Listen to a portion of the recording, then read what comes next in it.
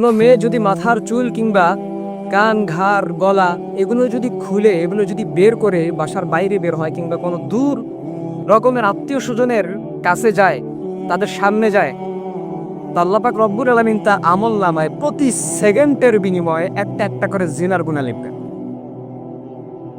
আবার তার স্বামী যে হবে, তার পিতা যে হবে, যারা তার শাসনমূলক তাদের কর্তা হিসাবে তার কর্তা হিসাবে থাকবে, তারাও যদি তাকে বাধা প্রদান না করে তো তাদের আমল নামায় এরকম গুনাহ লেখা থাকবে।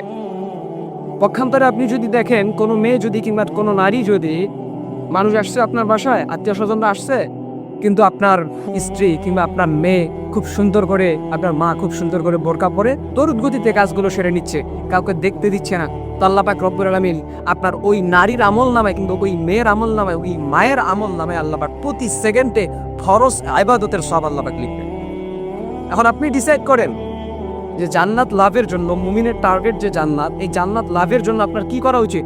আপনি কি পর্দা করবেন না পরপুরুষের মনোরঞ্জন করবেন? আপনি আপনার স্ত্রীকে শাসন করবেন, আপনি আপনার মেয়েকে শাসন করবেন, আপনার মাকে শাসন করবেন, না কি করবেন সেটা আপনার উপর ডিসাইড করবে। এখন আপনি কি চান? আসলে আল্লাহ পাক আপনাকে কি জন্য পাঠিয়েছেন? মানুষের মধ্যে থেকে সবচেয়ে সুন্দর জাতি করে আল্লাহ পাঠিয়েছেন মেয়ে জাতিকে। এখন তার সৌন্দর্যটা যদি আপনি দুনিয়ার মধ্যে বৃদ্ধি করে দেখান, আপনি বাবা হিসাবে আপনার কি শরম লজ্জা করে না? আপনি ভাই হিসাবে আপনার শরম লজ্জা করে না? আপনি স্বামী হিসাবে আপনার কি লজ্জাবোধ নাই?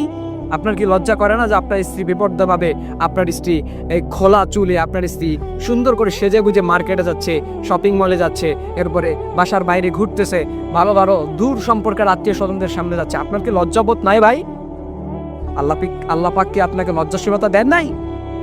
তো জন্য মুমিনদের টার্গেট হচ্ছে জান্নাত। নারীরা তোমরা যখন দ্বীনের পথে থাকবা,